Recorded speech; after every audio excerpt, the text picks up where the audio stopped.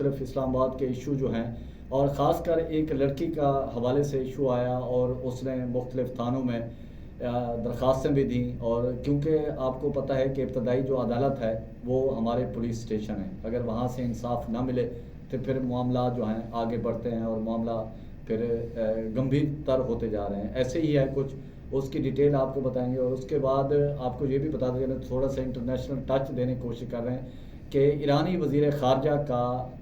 جو ہے برطانوی ہم منصب سے رابطہ ہوا ہے اور خطے کی صورتحال کے حوالے سے تبادلہ خیال کیا گیا ہے،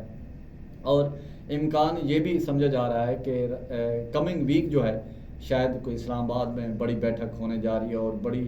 شاید وہ حتمی ہوگی، تو وہ بھی اس پر بھی بات کریں گے۔ اور پیٹرولیم مصنوعات کے حوالے سے جو قیمتیں بڑھائی ہیں، وہ ایک 1970 میں شاید کسی نے کالم لکھا تھا کہ بندے بڑھائے جائیں جب صبح کی ڈیوٹی پہ جائے یا پھر واپسی پہ آ جائیں، ان کی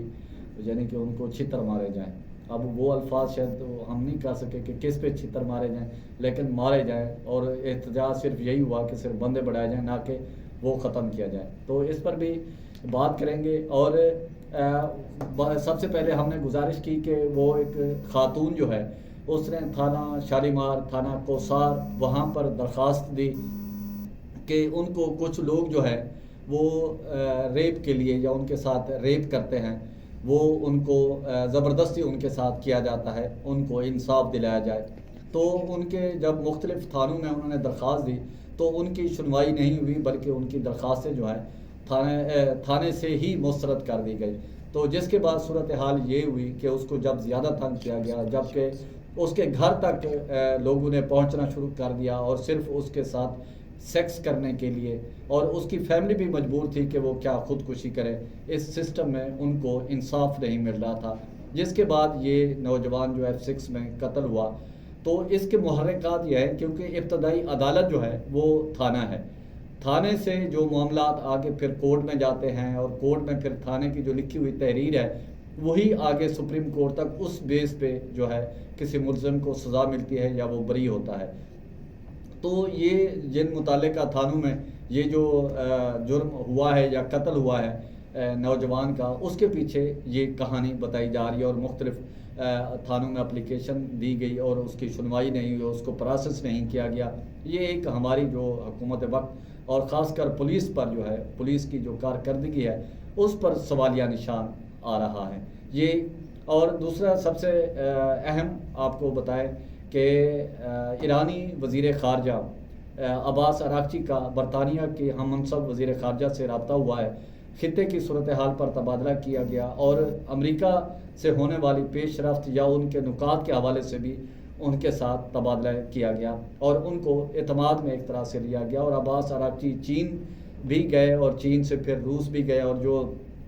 ایران چاہ رہا ہے کہ بین الاقوامی سطح پر کوئی گرنٹر ان کو گارنٹی دی جائے، اور اس حوالے سے بھی جو ایران نے ایک پیشکش کی تھی کہ یورینیم کی افزودگی ہم امریکہ کے حوالے نہیں کریں گے، یورینیم اگر رشیا کرنا چاہے تو اس پہ ہم اعتراض نہیں ہے۔ تو عام طور پر جب ہم لیفٹ رائٹ دیکھتے ہیں کہ دو چودھری جو ہے، جو نئے آنے والا جو ایک اس میں پیسہ کما رہا ہوتا ہے یا بزنس مین کما رہا ہوتا ہے، تو چودھری بننے کی جب کوشش کرتا ہے، دو چودھری جو ہے ایک چھوٹے سے کہتے ہیں کہ اس کو 2 تھپڑ لگا دیں، جب ان کے پاس معاملہ آتا ہے صلح صفائی کا تو وہ پھر اپنے حساب سے فیصلہ کرتے ہیں، اور یہی جو طریقہ کار ہے بڑے ممالک کا بھی ہے، چین، روس اور امریکہ بھی یہی چاہتا ہے کہ ایران جو ہے سپر پاور نہ بنے۔ رشیا نے بھی پیشکش کی ہے کہ ٹھیک ہے یورینیم ہمارے حوالے کر دے، اور چین بھی چاہتا ہے کہ اس جو خطے کا جو مسئلہ ہے مشرق وسطیٰ کا یہ حل ہو جائے، اور اس میں بہت سارے عوامل جو شامل ہیں، اس تمام ممالک کے جو مفادات ہیں وہ ایک دوسرے کے ساتھ جڑے ہوئے ہیں۔ تو اب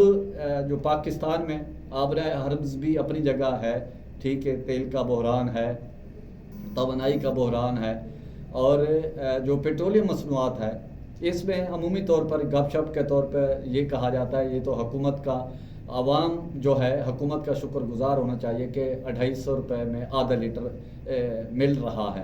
تو ایک یہ بھی گپ شپ ہے۔ لیکن جو حکومت وقت ہے اس کی بنیادی ذمہ داری بنتی ہے کہ وہ اپنے شہریوں کو جو ہے ریلیف فراہم کرے، لیکن جس طرح پیٹرولیم مصنوعات کی قیمتیں بڑھ رہی ہیں اس سے ریلیٹڈ ہر چیز مہنگی ہو رہی ہے، ادویات مہنگی ہو رہی ہیں، آپ شاپنگ کے لیے جاتے ہیں، کپڑے خریداری، شوز، باقی تمام آئٹمز جو ہیں جو کھانے پینے کے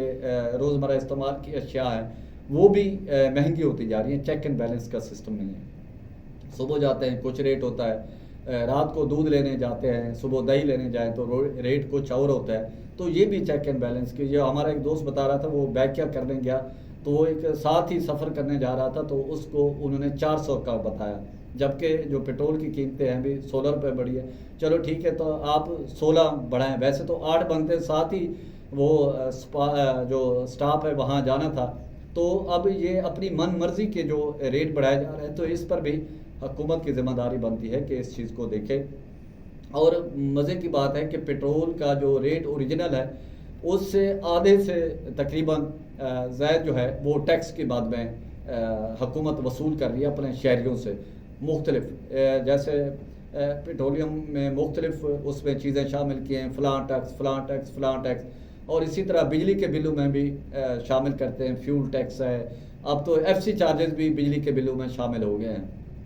تو شاید آنے والے وقتوں میں یہ بھی ہوگا کہ واک کر رہے ہیں تو وہ واکنگ ٹیکس بھی اس میں شامل کر رہے ہیں۔ اور اس حوالے سے جو لوگ، ہم جیسے لوگ اسلام آباد شہر میں یا اس سے بڑے شہروں میں جو لوگ کرایہ دار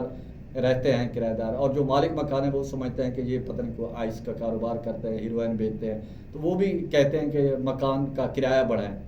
گو کہ تنخواہیں وہی ہیں، یا ہمارے جو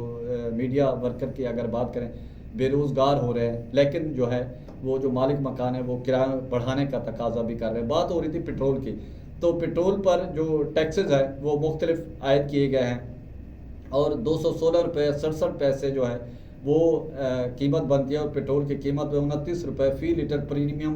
بھی شامل کیا گیا، اور اس کے ساتھ لیوی ہے، کسٹم ڈیوٹی ہے، تیل کی کمپنیوں کا منافع، اور وہ بھی عوام دے رہی ہے، تیل کی کمپنیوں کا منافع حکومت اپنی جیب سے دے لیکن وہ بھی عوام سے وصول کر رہے ہیں۔ اسی طرح دیگر اور جو ڈیزل ہے اس پر بھی ٹیکسز کی بھرمار ہے۔ تو حکومت وقت کا کام ہے کہ عام آدمی کو ریلیف فراہم کرے، لیکن اس پہ ابھی تک حکومت کی جانب سے ایسا کوئی اقدام نہیں اٹھایا گیا جس کی وجہ سے عوام کو ریلیف مل سکے۔ اور آئندہ ہفتے یعنی کہ کمنگ ویک جو ہے، یہ جو باخبر لوگ ہیں وہ کہہ رہے ہیں کہ شاید جو ہے مذاکرات، امریکہ ایران مذاکرات کا امکان ہے، اور یہ حتمی مذاکرات ہوں گے۔ اور اس میں ساجد تارڑ ہیں جو امریکہ میں، انہوں نے کہا تھا کہ شاید جو امریکی صدر ڈونلڈ ٹرمپ ہے وہ بھی پاکستان کا وزٹ کریں، اور اس کے ساتھ ایک اور جو صحافی ہیں انہوں نے بھی دعویٰ کیا تھا کہ شاید ٹرمپ صاحب جو ہیں پاکستان کا وزٹ کریں۔ وزٹ تو تب کریں گے جب امریکہ ایران کے درمیان مذاکرات حتمی سٹیج پر ہوں گے اور دستخط کرنے آئیں گے۔ اور ایران کے صدر نے بھی خامنہئی صاحب سے ملاقات کی ہے، اور وہاں سے لگتا یہی ہے کہ گو ہیڈ ملا ہے۔ تو اسی کے ساتھ پرچار کی ٹیم کو اجازت ہے، گرد و نواح کا خاص خیال رکھے، لوگوں کے لیے آسانیاں پیدا کریں۔